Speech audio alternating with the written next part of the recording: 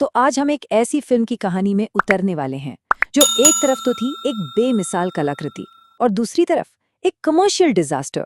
यही तो तीसरी कसम की सबसे बड़ी पहेली है। मतलब एक ऐसी फिल्म जो अपने आप में एक बहुत ही कह सकते हैं दिलचस्प विरोधाभास पेश करती है। अब देखिए, कागज पर तो इस फिल्म में वो सब कुछ था जो एक ब्लॉकबस्टर के लिए चाहिए। सुपरस्टार कास्ट थी और देश के सबसे बड़े सबसे प्रतिष्ठित अवार्ड्स भी। लेकिन फिर ये फिल्म फ्लॉप क्यों हुई?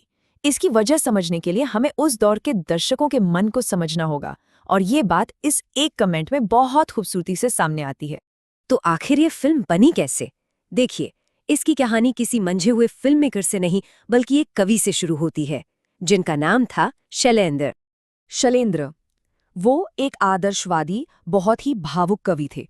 उनका मानना था कि उनकी असली प्रेरणा पैसा या शोहरत नहीं है, बल्कि आत्मसंतुष्टि है। मतलब अपने काम से मिलने वाला सुकून। तो उन्होंने ये फिल्म बनाने का फैसला किया। और ये कोई बिजनेस डिसीजन नहीं था, बिल्कुल नहीं। ये तो एक जुनून था, एक पैशन प्रोजेक्ट था, जो फणीश्वर नाथ रेणु की कहानी मारे गए गुलफाम के लिए उनके गहरे लगाव से पैदा हुआ था। तो सवाल ये उठता है कि एक आदर्शवादी कवि ने एशिया के सबसे बड़े कमर्शियल स्टार को अपने साथ काम करने के लिए मनाया, तो मनाया कैसे? अब देखिए, राज कपूर खुद एक बहुत ही समझदार फिल्म मेकर थे। उन्हें पता था कि इस फिल्म के बॉक्स ऑफिस पर चलने के चांस बहुत कम हैं। तो उन्होंने अपने दोस्त शैलेंद्र को आगाह भी किया, उन्हें समझाया भी। लेकिन शैलेंद्र अपनी बात पर अड़े रहे। जब उन्होंने फीस के बारे में पूछा तो राज कपूर ने जो जवाब दिया, उसकी किसी ने उम्मीद भी नहीं की होगी। सिर्फ 1 रुपया। ये बात उनकी दोस्ती की गहराई को दिखाती है। राज कपूर ने एक बड़े कमर्शियल मौके के बजाय अपने दोस्त की कला को चुना और टोकन मनी के तौर पर सिर्फ 1 रुपया लिया। और बस इसी दोस्ती और भरोसे ने शैलेंद्र को कुछ ऐसा बनाने का मौका दिया जो वाकई में अनोखा था। इतना अनोखा कि बाद में क्रिटिक्स ने इसे सेल्यूलॉइड पर लिखी गई कविता का नाम दिया। उनका मकसद था कि जो मूल कहानी है उसके साथ 100% न्याय हो। उसकी कच्ची जो असली भावनाएं हैं, जो किरदार हैं, वो वैसे के वैसे ही रहें। उन्होंने इसे ज्यादा सिनेमैटिक या मसालेदार बनाने के लिए कहानी या डायलॉग बदलने से साफ मना कर दिया। और यहीं पर फर्क साफ नजर आता है। एक तरफ थी कमर्शियल फिल्में जो अक्सर टिकट बेचने के लिए दुख और ट्रेजेडी को बढ़ा चढ़ाकर दिखाती थीं, लोगों की भावनाओं का इस्तेमाल करती थीं। और दूसरी तरफ थी तीसरी कसम, जहां शैलेंद्र कहानी की आत्मा के प्रति पूरी तरह ईमानदार रहे। अपनी कलात्मक सोच से समझौता न करने का ये जो उनका सिद्धांत था, वो फिल्म के हर हिस्से में दिखता है। एक किस्सा भी है। जब उन्होंने गाना लिखा, 10 दिशाएं कहेंगी अपनी कहानियां, तो म्यूजिक डायरेक्टर जय किशन ने कहा, अरे दिशाएं तो 4 होती हैं, हम लोगों को गलत जानकारी नहीं दे सकते। लेकिन शैलेंद्र नहीं माने।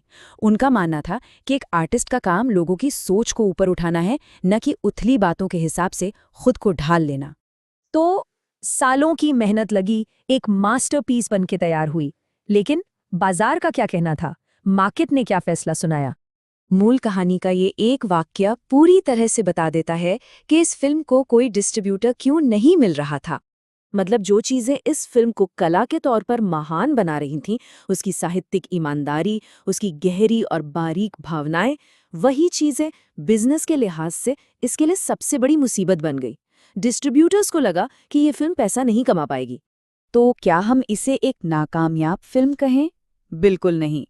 कमर्शियल तौर पर जो भी हुआ हो, उसके बावजूद तीसरी कसम की कहानी असल में एक कामयाबी की कहानी है। शैलेंद्र का मकसद कभी पैसा कमाना था ही नहीं।